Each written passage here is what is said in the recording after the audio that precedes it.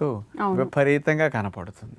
ఆ గుంట గలగరాకు తెచ్చుకుని మంచిగా కడిగేసి మెత్తగా ఆకులన్నీ మిక్సీ వేసి రసము తీసి చక్కగా గుడ్డలో పోసి వడకట్టి ఆ పిప్పి తీసేసి ఆ గుంట గలగరాకు యొక్క పసరే పొయ్యి మీద వేసేసి అందులో కొబ్బరి నూనె ఇది ఎంత తీసుకుంటామో అది అంత కొబ్బరి నూనె కూడా తీసుకుని ఈ రెండు వేసి దగ్గర సగం అయ్యే వరకు ఈ రెండింటిని కలిపి పొయ్యి మీద పెట్టి మరిగించాలి ఒక స్టీల్ పాత్రలో.